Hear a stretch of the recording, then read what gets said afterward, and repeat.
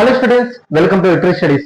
Okay students, మరి ఈ వీడియోలో ఏపీ పాలిసెట్ 2026 గురించి పూర్తి డీటెయిల్స్ అనేవి చెప్పడం జరుగుతుంది. అసలు ఈ పాలిసెట్ ఎగ్జామ్ అంటే ఏంటి, ఈ పాలిసెట్ ఎగ్జామ్ రాయడం వల్ల ఏంటి ఉపయోగం, ఈ పాలిసెట్ ఎగ్జామ్ రాసిన తర్వాత ఏ కాలేజీలో జాయిన్ అవ్వచ్చు, అలాగనే ఎగ్జామ్ డేట్, అలాగనే మనకి మెయిన్ పాయింట్ గా ఎగ్జామ్ డేట్, అలాగే అప్లికేషన్ స్టార్ట్ డేట్, ఇలా ప్రతి ఒక్కటి సిలబస్ ఎలా ఉంటుంది, ఈ ఛానల్లో మ్యాథ్స్ కి సంబంధించి ప్లానింగ్ ఎలా ఉంటుంది, అంటే 30 days ప్లాన్ ఎలా ఉంటుంది, అలాగనే ఎవరు ఎలిజిబుల్ కాదు, అలా ఫీజు, ఎగ్జామ్ సిలబస్, ఇలా ప్రతి ఒక్కటి చెప్పడం జరుగుతుంది అనమాట. మీరు దానికోసం స్కిప్ చేయకుండా ఖచ్చితంగా అర్థమవుతుంది.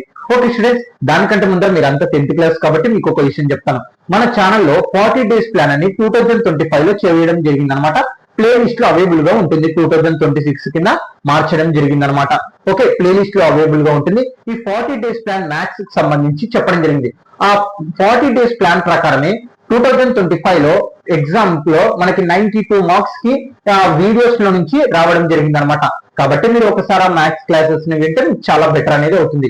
ఓకే, అలాగే మీరు గుర్తుపెట్టుకోండి, ఎగ్జామ్స్ తర్వాత మీరు పాలిసెట్ ఎగ్జామ్ రాయాలి అనుకునే వాళ్ళకి మ్యాథ్స్ 30 days ప్లాన్ అనేది ఈ ఛానల్లో మీకు పూర్తిగా చెప్పడం జరుగుతుంది అన్నమాట. కాన్సెప్ట్, అలాగనే కాన్సెప్ట్ కి సంబంధించి క్వశ్చన్స్ ఎలా అడుగుతారు, ఇలా ప్రతి ఒక్కటి అడగడం జరుగుతుంది. మీకు ఏమన్నా ఇంకా దీనికి సంబంధించి నోటిఫికేషన్ కావాలి అనుకుంటే డిస్క్రిప్షన్ కింద కామెంట్ బాక్స్ లో టెలిగ్రామ్ లింక్ ఉంటుంది, జాయిన్ అవ్వండి. టెలిగ్రామ్ మీరు ప్లే స్టోర్ లో డౌన్లోడ్ చేసుకొని మీ నంబర్ తో లాగిన్ అయ్యి మళ్ళీ తర్వాత మీరు వీడియో లింక్ ఓపెన్ చేస్తే, వీడియోలో ఉన్న లింక్ అంటే ఆ టెలిగ్రామ్ లింక్ ఓపెన్ చేస్తే మీరు లిటరీ స్టడీస్ టెలిగ్రామ్ గ్రూప్ లో జాయిన్ అవుతారనమాట.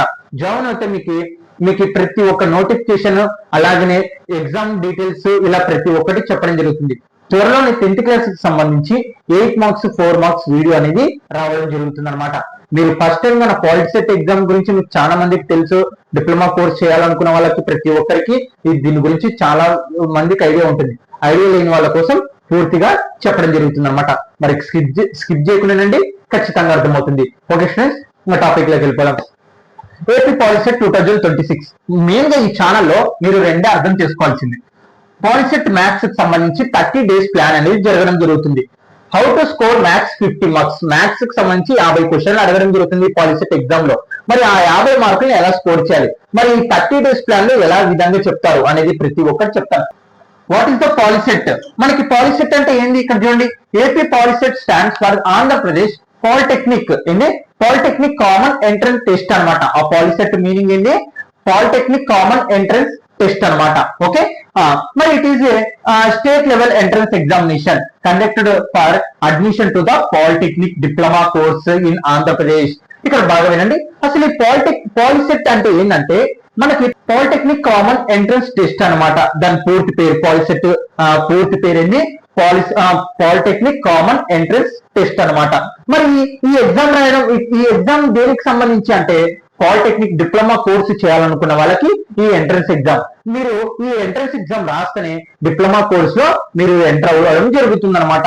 అని ఏంటి డిప్లొమా కోర్సెస్? ఫర్ ఎగ్జాంపుల్ మీరు మనకి ఇంజనీరింగ్ అవ్వాలని చాలా మందికి కోరిక ఉంటుంది. ఏంటిది, కంప్యూటర్ ఇంజనీరింగ్ లో, civil engineering, mechanical engineering, electronics engineering, ఇలా ప్రతి ఒక్కటి ఇంజనీరింగ్ అవ్వాలని చాలా ఇంజనీరింగ్ కోర్సెస్ అనేవి ఉంటాయండి. అలా ఇంజనీరింగ్ అవ్వాలి అనుకునే వాళ్ళకి ఎగ్జామ్ అనేది చాలా చాలా ఇంపార్టెంట్. ఈ ఎగ్జామ్ రాస్తే మీరు డిప్లొమా కోర్స్ అనేది చేయడం జరుగుతుంది. మరి ఇప్పుడు చాలా ఉన్నాయి కోర్సులు అండి. మరి ఆ కోర్సులో నేను ఒకటి చెప్తాను, ఈ మెకానికల్ ఇంజనీరింగ్, లేకుంటే సివిల్ ఇంజనీరింగ్, కంప్యూటర్ ఇంజనీరింగ్. అందరికి కంప్యూటర్ ఇంజనీరింగ్ ఐడియా ఉంటుంది కాబట్టి కంప్యూటర్ ఇంజనీరింగ్ మాట్లాడుకున్నాం. Okay, computer science engineering. Okay, computer. ఇప్పుడు అసలు ఈ పాలిసెట్ ఎగ్జామ్ రాయడం వల్ల ఎటు వెళ్ళొచ్చు, ఎలా చూడండి. అసలు జాబ్ తొందరగా తెచ్చుకోవాలనుకున్న వాళ్ళకి ఇది చాలా బెస్ట్ ఆప్షన్ అనమాట. మెయిన్ పాయింట్ గా చెప్తున్నాను.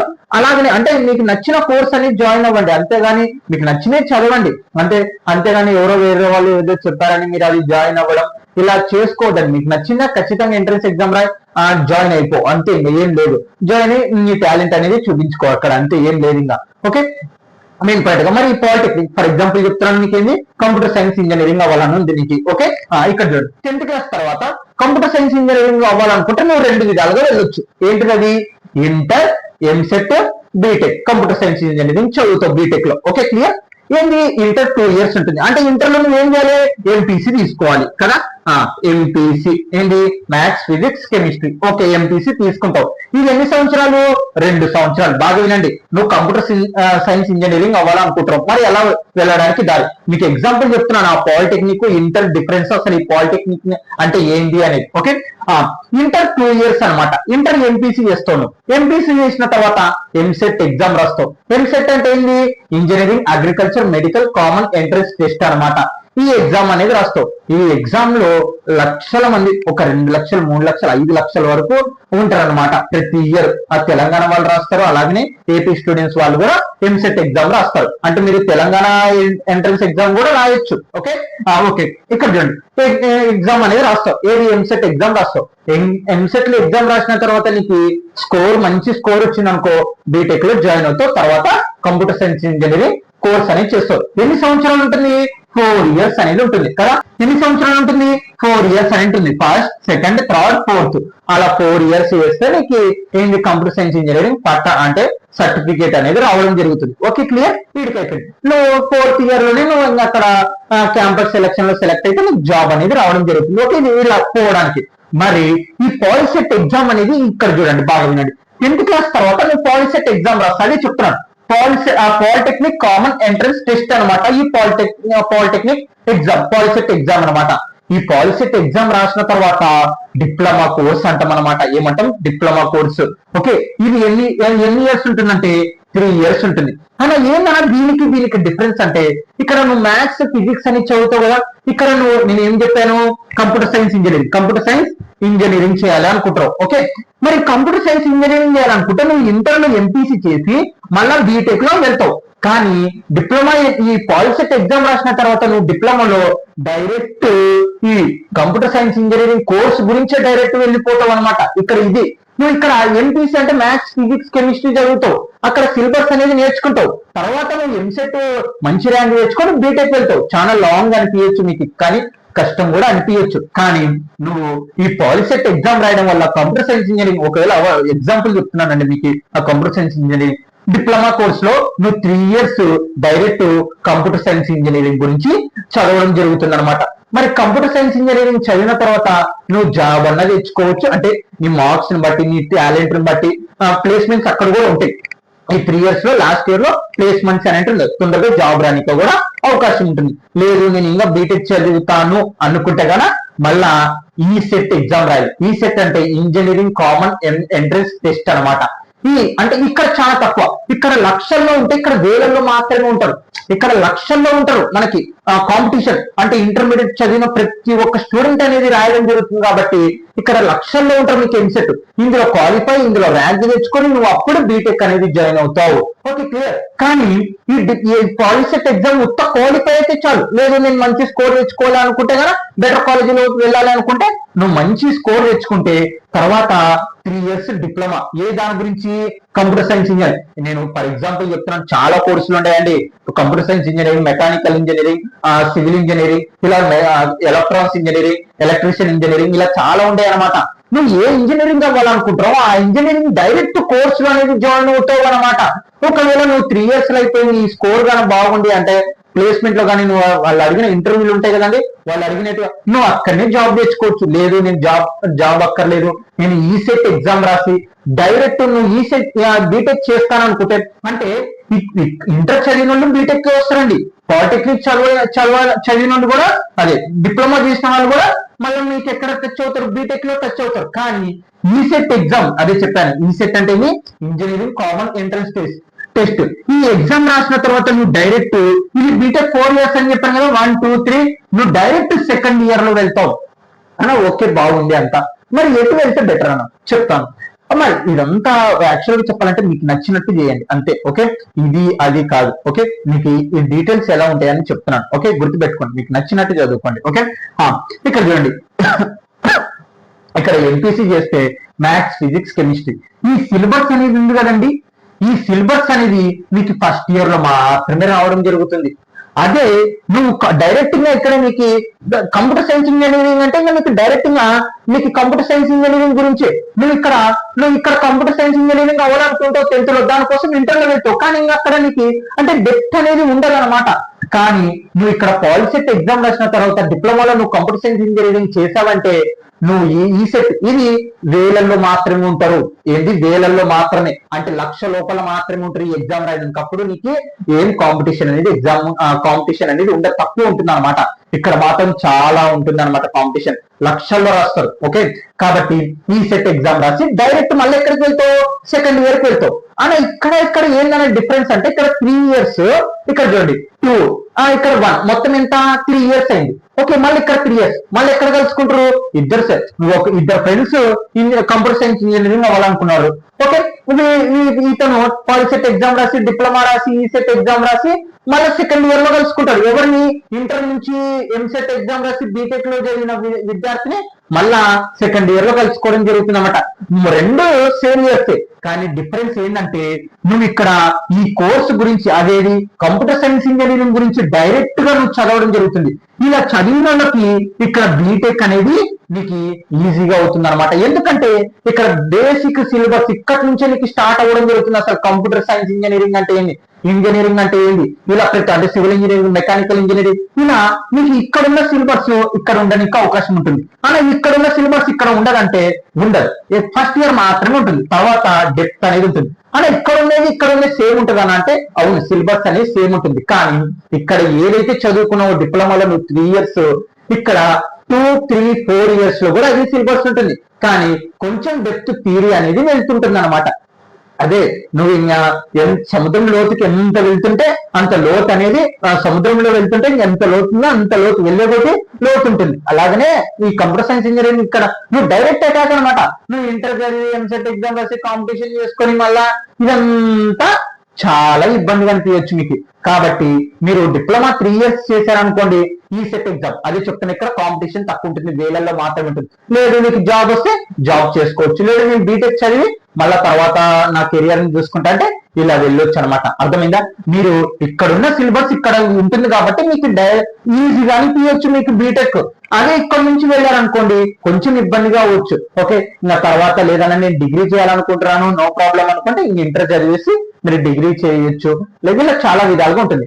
Is the best option diploma. మీరు ఇంజనీరింగ్ అవ్వాలనుకున్న వాళ్ళకు సివిల్ ఇంజనీరింగ్, మెకానికల్ ఇలా చాలా కోర్సులు ఉన్నాయి.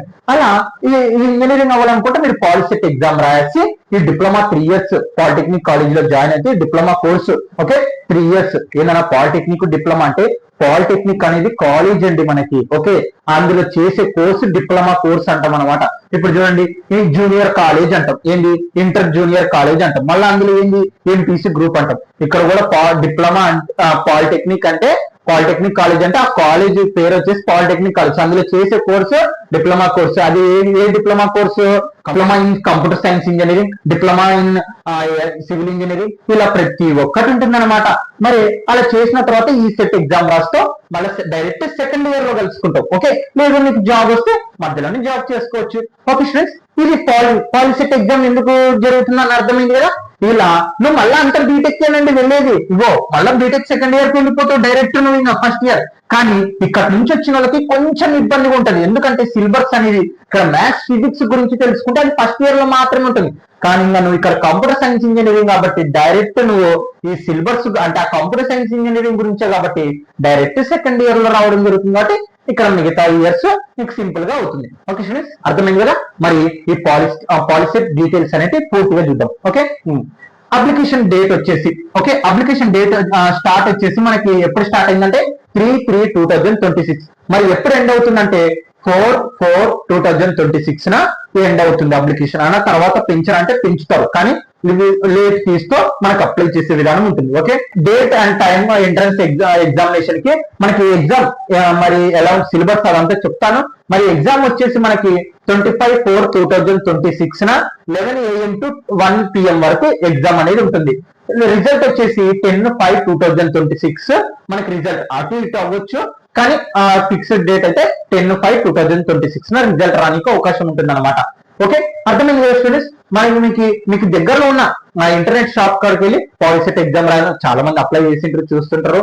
ఓకే, 10th క్లాస్ చదువుతుంటారు కాబట్టి మీరు ఫస్ట్ 10th క్లాస్ అయిపోతున్న తర్వాత ఈ క్లాసెస్ అనేది రండి 30 days ప్లాన్ కి. ఓకే, అర్థమైందా?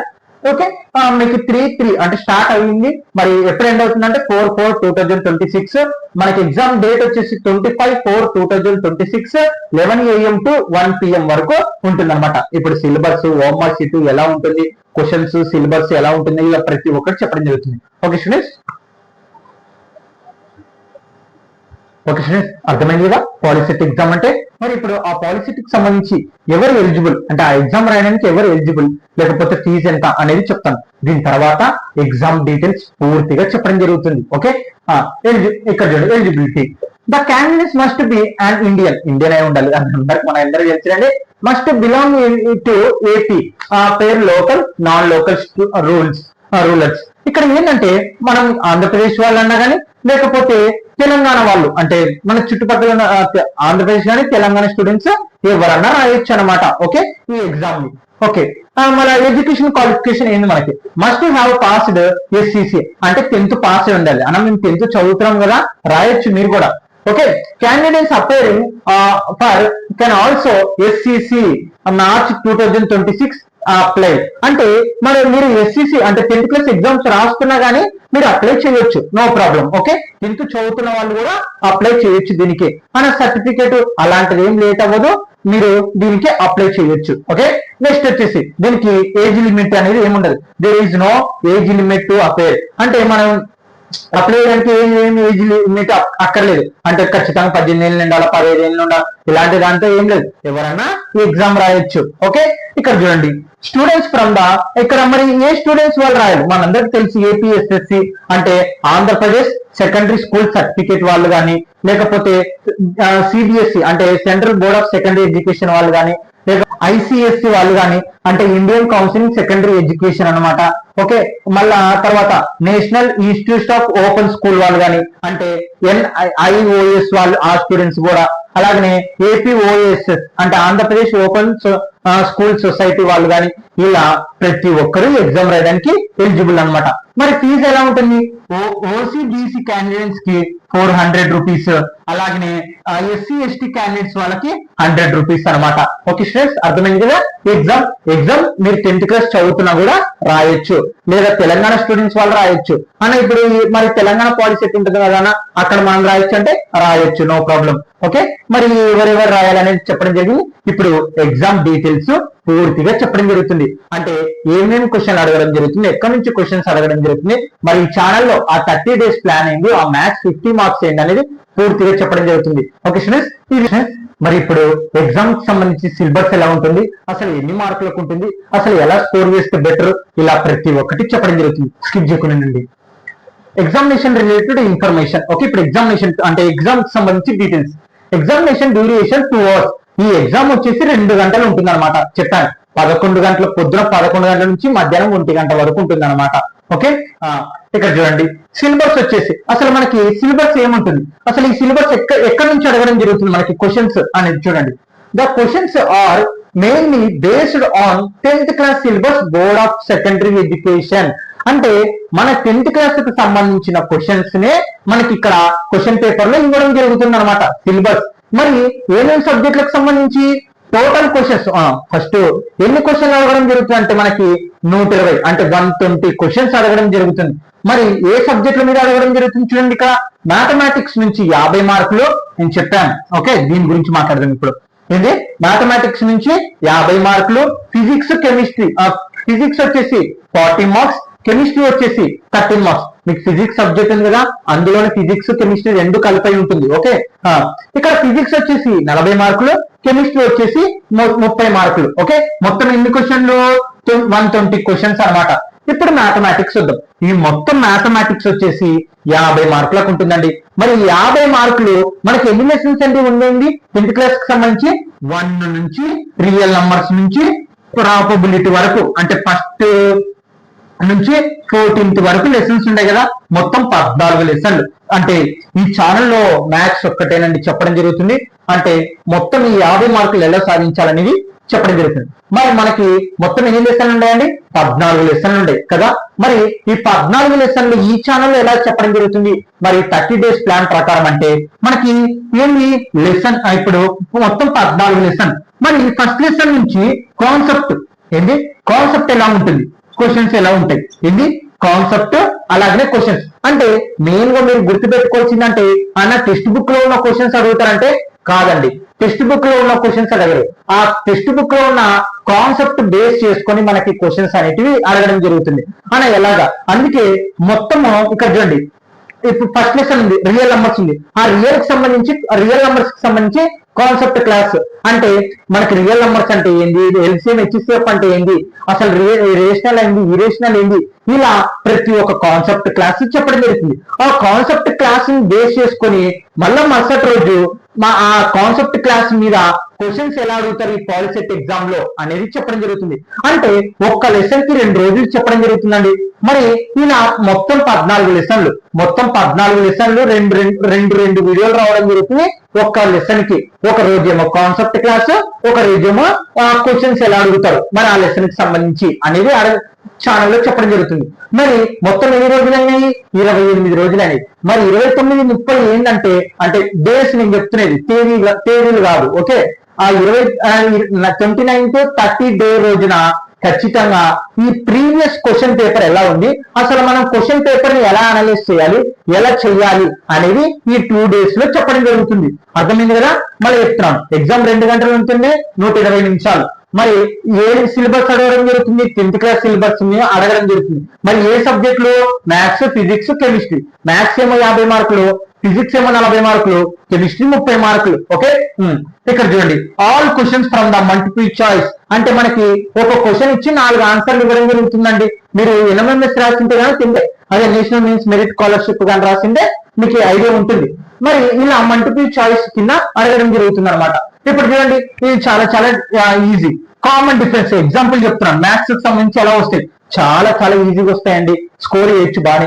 కామన్ డిఫరెన్స్ ఆఫ్ ది, ఇక్కడ మనకి ఇచ్చిన సిరీస్ ని బట్టి కామన్ డిఫరెన్స్ అనేది కనుక్కోవాలి. మనకి కామన్ డిఫరెన్స్ అంటే ఏంటండి? A2 - A1 అంటే సెకండ్ టర్మ్ నుంచి ఫస్ట్ టర్మ్ తీసేయాలి. సెకండ్ టర్మ్ ఏముంది?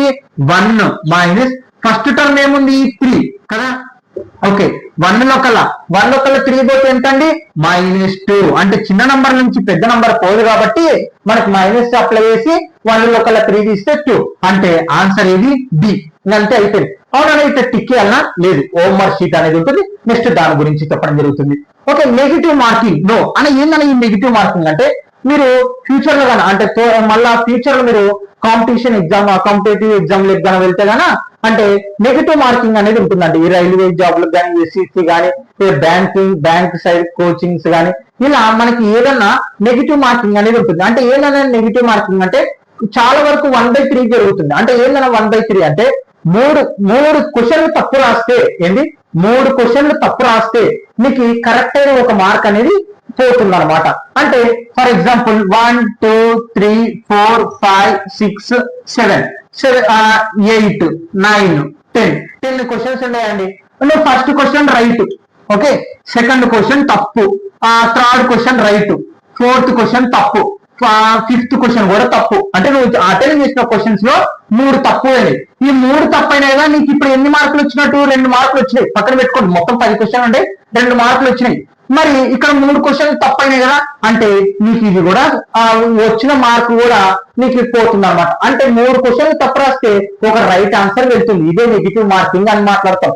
మరి ఇక్కడ నెగిటివ్ మార్కింగ్ లేదు, బాగా వినండి, లేదు అంటే ఎలాంటిది లేదు. నువ్వు 120 క్వశ్చన్లు అన్ని అటెండ్ చేయాలి. ఓకే, ఏదో మనకు చెప్పలేము, కొన్ని టచ్ అయితే మనకు అవి కూడా మార్కులు యాడ్ అవుతుంటాయి. ఓకే, అంటే 120 క్వశ్చన్లు నువ్వు 120 మార్కులకు గాన కరెక్ట్ గా రాస్తే నీకు 120 మార్కులు, 70 రాస్తే 70 మార్కులు. అంటే కరెక్ట్ ఆన్సర్స్ చేస్తే 50 మార్కులు కరెక్ట్ అయినాయి అనుకో, 50 క్వశ్చన్లు కరెక్ట్ అయినాయి అనుకో 50 మార్కులు. ఇది నెగిటివ్ మార్కింగ్ అంటారు. ఇది ఇట్లాంటివి ఏమీ లేదు. మరి ఈచ్ క్వశ్చన్ కేస్ 1 మార్క్, ఒక్కొక్క క్వశ్చన్ కి 1 మార్క్ అంటే 120 క్వశ్చన్లకి 120 మార్కులు అనమాట. ఓకే, అర్థమైంది కదా. మరి లాంగ్వేజ్ అండి, language of questions the stream of the provided in the both Telugu and English. అంటే మనకి క్వశ్చన్ పేపర్ తెలుగులో ఇంగ్లీష్ లో 2 విధాలుగా అడగడం జరుగుతుంది. ఓకే, తెలుగులో అడగడం జరుగుతుంది, ఇంగ్లీష్ లో అడగడం జరుగుతుంది. మీరు అప్లై చేసేటప్పుడే చెప్పడం జరుగుతుంది, బోత్ తెలుగు ఇంగ్లీష్ అని. ఓకే, నెక్స్ట్ వచ్చేసి లేదన్నా నేను ఉర్దూ మీడియం, నాకు ఉర్దూలో కావాలి క్వశ్చన్ పేపర్ అనుకుంటే గానా the online application form Urdu medium, మనకి అప్లికేషన్ చేసేటప్పుడే ఉర్దూ మీడియం కావాలనుకుంటే, అంటే ఉర్దూ లాంగ్వేజ్ లో మనకి క్వశ్చన్ పేపర్ కావాలనుకుంటే మనం వాళ్ళకి చెప్పామంటే షాప్ వాళ్ళకి, అంటే ఇంటర్నెట్ షాప్ వాళ్ళకి వాళ్ళు అప్లై చేస్తారు ఉర్దూ మీడియం లో క్వశ్చన్ పేపర్ కావాలంటే. కానీ ఒక కండిషన్ చూడండి, paper only available Guntur centre and Nandyal centre. అంటే మీరు ఉర్దూ మీడియంలో అప్లై చేసుకుంటే అది గుంటూరు సెంటర్ పడేది తెలియదు, నంద్యాల సెంటర్ పడేది తెలియదు. ఓకే, అర్థమైందా? అక్కడ మాత్రమే ఈ ఉర్దూ మీడియం ఎంట్రన్స్ ఎగ్జామ్ అనేది జరగడం జరుగుతుంది అన్నమాట. అర్థమైందా? గుంటూరు కానీ నంద్యాల కానీ ఉర్దూ మీడియంలో ఉన్నప్పుడు మాత్రమే, మిగతా అయితే మీకు దగ్గరలోనే పడుతుంది. ఇది మళ్ళా ఏం లేదు, తెలుగు అండ్ ఇంగ్లీష్ కాబట్టి మీరు బోత్ లాంగ్వేజ్ లో రావడం జరుగుతుంది.